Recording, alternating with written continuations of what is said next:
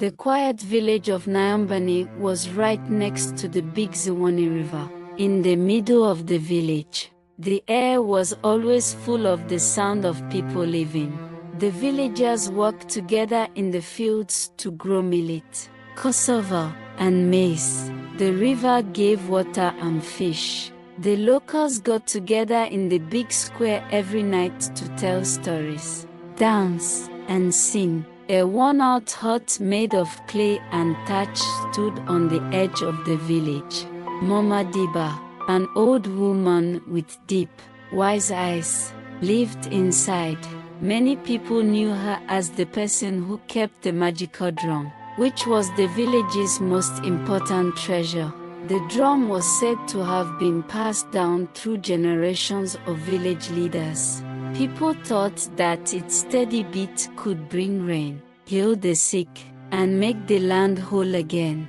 But Mama Diba, who had been watching over it for a long time, had hidden it. She was the only one who knew how powerful it was, and she swore she would never use it again. One year, it never rained. Nyambani could see a pale blue sky that went on forever. It used to be full of dark clouds. The crop started to go bad, and there weren't as many fish in the river. The village elders got together to talk about what they could do, but they couldn't come up with an answer. The locals started talking about Mama Diba's magical drum as the Ziwani River seemed to be drying up, taking away their only hope of staying alive. Some thought it was the only way to get things back in balance, while others were afraid to change things from the way they were. Young and eager, Kwame had heard stories about the drum his whole life. Wim went to Mama Diba's hut one night with a brave heart and begged her to play the drum. He walked down the narrow path that led to her house. As night fell, the orange light of the setting sun shone on the dry ground. He thought about it for a second before knocking on her door. When she opened it, her old eyes looked at him with a mix of sadness and wisdom. "Mama Diba, Gwama Dikwa," said, his voice shaking a little. "The village is dying. People have given up hope because their crops have failed, and the river is drying up. Please help us." She looked at him blankly for a long time. "Please, let the drum speak again." She put her old wrinkled hands on her cane. She said in a soft voice, "The drum hasn't been played in many seasons. It was made to bring peace, but if it's used wrong, it can do a lot of damage. You need to know, kid, that the drum's power isn't something to joke about." Kwame bowed his head to show that he understood what she said. "Yes, Mama Diba, I get it. The town has no other choice, though. Let's try. Please." Mama Diba closed her eyes and thought about the Shivna stories her grandmother had told her. She thought back to the times when the drum brought rain, healed the sick, and brought the people together in happiness. But those times are long gone. After the last time she played the drum, the earth and sky had ripped apart in a way that no one could control. She swore she would never play it again. But Kwam's sincere plea moved her. She took a deep breath and stood up slowly. "All right, Kwam, the drum will be played, but you need to be ready for what will happen." Mama Diba took Kwam to a small secret room in the back of her hut. The magical drum was inside, lying down on a soft mat. It was made from the skin of a rare and holy antelope, and had intricate carvings on it that told the story of the ancestors of the town. The drum could call on the natural forces when it was hit. Mama Diba picked up the drum with respect and put it in front of Kwame. She told him, "You will strike the first beat. Remember, though, that the drum hears more than just your hands. The drum will answer if your heart is pure. It is not, Her words were so important that they hung in the air. Kwame gave a small nod and carefully put his hands on the drum. It sounded like thunder when he hit it once. There was no action for a short time. And then there was a wind outside, and the ground beneath their feet shook a little. Kwame hit the drum again, but this time it was stronger. The town heard a rumble, and it felt like the ground was shaking. The people who were standing in the square started to whisper, "Was that it?" Did the drum finally answer? Even though Kwame kept beating the drum, the sky over the village fell darker. Heavy and full clouds came together as if to answer the drum's call. It got thick with excitement in the air. A faint sound of thunder could be heard in the distance, getting stronger as time went on. Then it started to rain, as if in answer to the drum's call. At first it was just a light rain. Then it turned into a downpour that soaked the dry ground and filled the river up again. The dry and withered crops in the field started to come back to life. Their leaves spread out like they were getting up after a long sleep. What a happy sound the people made as they cheered. Kwame looked at Mama Diba with awe in his eyes, which were lit up by the lightning. He said in a whisper, "The rain and the drum have answered us." But Mama Diba's face was sad. Even though the rain was nice, the drum's power could only be kept in check for so long. They had been warned, and I'd been warned. Now they knew both the beauty and the danger of that power. The next day, as the villagers praised the rain coming back, Mama Diba talked to Kwame again. She said, "The drum gave us what we wanted, but we must not forget how much it cost. You can't play around with this much power. Nature power balance should always be taken into account. If we waste this gift, the problems will be much worse than the drought we just went through." We're also warned not to trust nature's forces.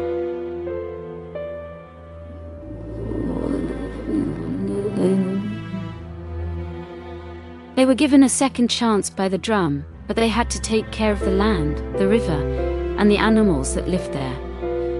Mama Diba gave a small smile as she locked the drum away again. She said, "The power is not in the drum.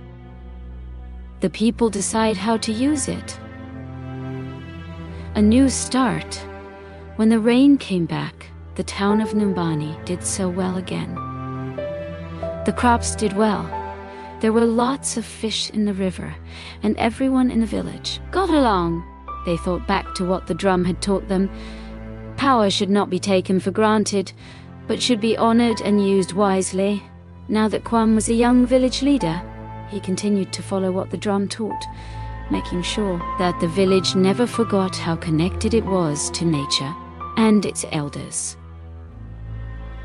Mama Diba kept an eye on the village because she knew that the drum, even when it wasn't playing, would always be a sign of the balance between nature and life, between power and humility. The new dawn. The village of Nyumbani is new again after the rains. Kwame is very important for making sure that the harvests are safe and that the village stays wealthy. Besides that, he teaches the younger kids how to respect nature and the lessons Mama Diba's drum taught her. The villagers value their family customs more than ever before. The mysterious stranger, Kofi the Wanderer, a tall man with sharp eyes, comes to Nyumbani as a traveler. He doesn't say much, but he watches the locals very carefully. The adults become wary of him because they feel like there is something off about him. Mama Diba, on the other hand, knows him as someone from her past. The secrets of Kofi. Kofi says that he used to live in a town next door that was destroyed by a storm because the elders there abused a powerful drum like Mama Diba's. In Nyumbani, he hopes to find safety because the people there have learned to respect the drum's power. Mama Diba is wary, but she agrees to let him stay. She also warns the locals to be careful about what they ask the spirits. Kofi tells Mama Diba about a second drum that was made hundreds of years ago and can call storms. It was said to have been lost in the big rains that hit his village. He tells them that they should never play this drum because it is more dangerous. Mama Diba listens carefully because she knows that what she is hearing could be dangerous. Numbani's elders get together to talk about Kofi's advice. Some people think that the second drum might still be out there, somewhere in the dense woods outside the village. Some people don't believe it and think it's just a story. As people with different ideas argue, tensions rise, but Kwam, who is now becoming a more important leader, urges everyone to be united and careful. Kwame decides to lead a group of young villagers into the deep forest to find the second drum because he thinks that finding it will help them understand how dangerous it is before anyone else tries to use it. Mama Diba reluctantly agrees to go with them and gives them a charm to keep them safe. As Kwame and his group go deeper into the forest, they start to see strange things like whispering winds, sudden flashes of light, and passing shadows, ghosts, and that they need to be careful not to upset the ones that are watching over the drum. After looking for several days, the group finally finds the second drum, buried in an old cave and covered in moss and vines. The second drum is a lot bigger than the first one, and it has strange symbols written on it. The group feels that the drum has a strange energy, and they aren't sure if they should bring it back to the town. The people are getting ready to leave the cave when the spirit of the forest shows up. The spirit tells them that bad things will happen if they take the drum back to Numbani. And the spirit tells them that the second drum has the power to destroy everything good. The first drum was a gift to this town. Kwame decides to bring it back anyway, even though he was warned not to. In short, Kwame and his group bring the second drum back to Numbani. The people are amazed by how strong and beautiful it is. But Mama Diba starts to worry. She tells them not to touch the drum's power and tells them to leave it outside the village. But some of the younger villagers who want to make money start to argue that it should be used. That night, the villagers start to hear weird sounds, rumblings that sound like they are coming from the drum. The air gets tense as it starts to glow dimly. Again, Mama Diba tells them to be careful not to upset the natural order and to never play the second drum. But Kwame is torn because he thinks it might help them control the storms that have been damaging their crops. To sum up, Kwame hits the second drum. Even though Mama Diba doesn't want him to, the sound is like thunder and shakes the town to its core right away. A very bad storm starts to form in the sky, and lightning strikes trees around the town. The crops start to wash away when the river floods. Made a big mistake. As the storm goes on, they beg Mama Diba to play the first drum in the hopes that it will fix the damage. Mama Diba knows the risks, though, so she won't use the first drum. She tells them that the only way to be truly wise is to learn how to deal with the results of your deeds. The town needs to find a way to get back on track without using the drums. Summary. Kwam, who feels bad about what happened in the storm, asks Mama Diba for help, that they need to use a sacred rite to ask their ancestors for help. The villagers get together and, with Mama Diba's help, start to chant and pray, asking the spirits of their ancestors to forgive them and show them the way.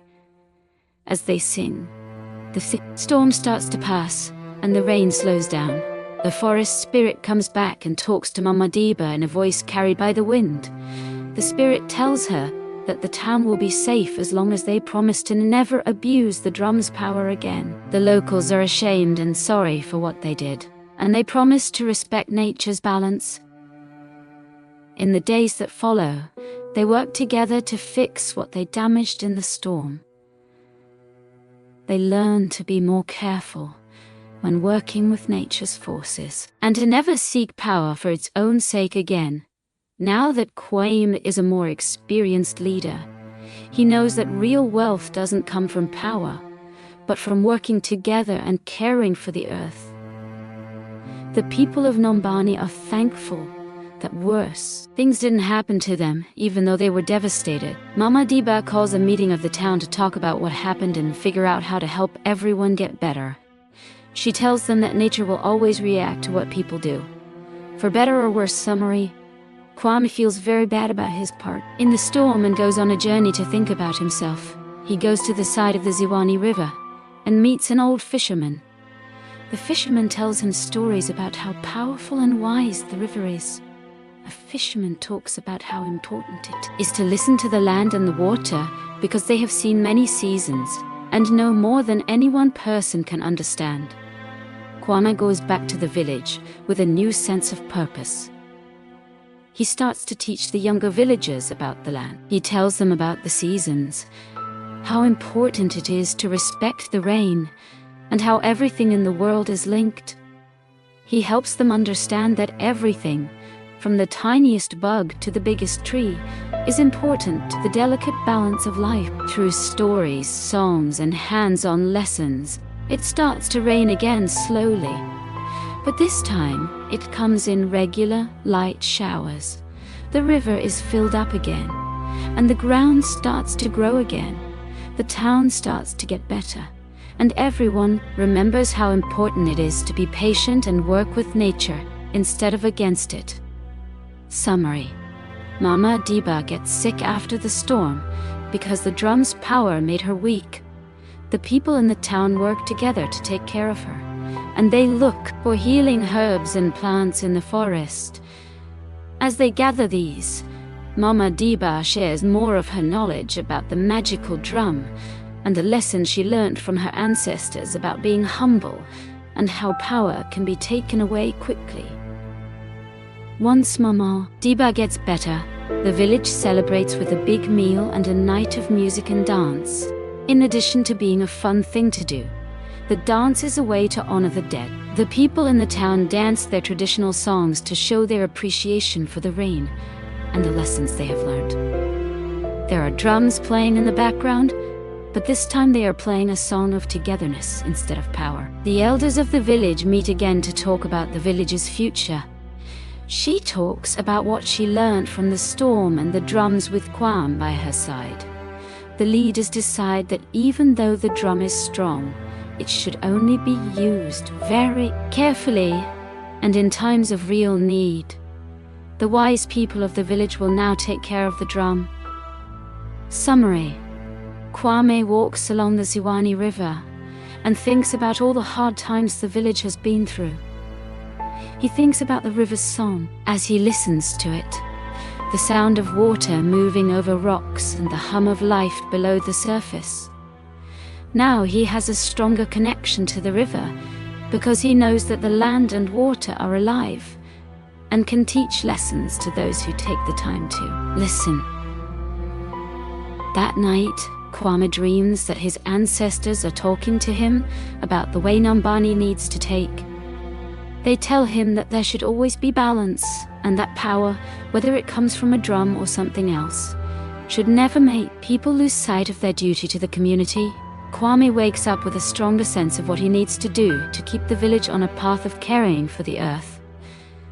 Summary: Naya, a healer in the village, finds a rare herb deep in the forest that can heal people who have become sick from having too much power or greed. Nia gives Mama Diba the plant because she is still getting better after being hit by the drum. Mama Diba thinks about how the herb represents the land's knowledge, which always gives people what they need at the right time. Summary: Kwame calls a meeting of the young people in the village to talk about the village's future. He talks about the things he learnt about power, nature, and the drums. The young people want to help protect the land, and they start to think of ways to make sure that the same mistakes don't happen again. They talk about how to farm in a way that doesn't harm the land and how important it is to only take what they need from it. In conclusion, the village holds a holy right to honor the river and the earth and recognize how much they depend on them. Even though she is old, Mama Diba leads the ritual and shares what the ancestors knew. The people in the town are thankful for the rain, the harvest, and how strong their community is. At this ceremony, the end of a long trial and the start of a new age are marked. The seasons change. The crops in Nyambani start to grow strong and healthy. A lot of cassava, maize, and millet are grown by the locals. That means the balance between people and nature has been fixed. The villagers share food, stories, and laughs at a feast to celebrate the harvest. They are thankful for the lessons that have helped them get through the storm. Mama Diba thinks about her long life and all the lessons she has taught the village. When she thinks about how her knowledge will help Nyambani long after she is gone, she feels very calm. She talks to Kwaim and tells him to keep the village's practices alive and make sure the drums are safe so they can only be used with care and respect. In short, Mama Diba calls Kwame and the village elders to her side. The last thing she says is that the special drum's real power comes from the hearts of the people who use it, not from the drum itself. She says the drum is a sign, but the village is strong because everyone works together, cares about nature, and has learned from previous generations. Summary: Mama Diba is getting older and weaker over time. What makes us strong is our shared values and how we treat each other and the earth with respect. As Kwam looks out over the villages, he can see that the younger people have learnt from both Mama Diba and himself. They will keep the village's knowledge alive and make sure Nyambane stays strong and united. People look at him with hope in their eyes. They want to remember the lessons of the past and teach them to others.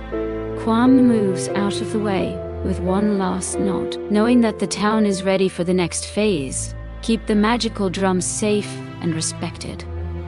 It will never be used for personal gain again. Instead, it will be used to remember everyone that everything needs balance and respect. Summary: Kwame takes the magical drum to the riverbank one last time on his last night as village leader. Slowly, he hits the drum with a lot of respect, not to get strong, but to say thank you. The sound of the drum can be heard all night, but it's not an order to nature. Instead, it's a quiet prayer of thanks for the lessons, unity and strength the village has gained. The river's slow flow seems to hear him, and the winds whispering through the trees. Moral message: the story of Nyambani and its people teaches us that real power doesn't come from being in charge or using magic. Togetherness, being humble enough to learn from nature, and knowledge passed down from generation to generation are what make it possible. The magical possible drum, which used to stand for raw power, finally shows what it's really for: to remind us that balance and respect for the earth and all living things are necessary for peace and prosperity. The most important thing to learn from Nyambani is that everything we do, no matter how big or small, has long-lasting effects on the world around us. Real leadership isn't about getting things for yourself. It's about helping others, taking care of the community, and living in balance with nature.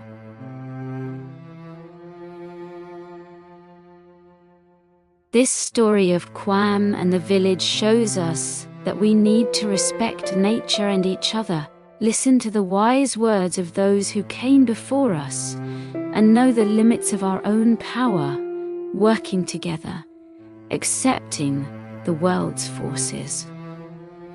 And being humble are the things that make people strong over time. Remember that the future isn't decided by who has the biggest voice or the most power. It's decided by the quiet strength of unity, the courage to protect what is good, and the wisdom to know when to step back and listen. True wealth comes from living in balance with each other, with nature, and with the knowledge that our ancestors have passed down.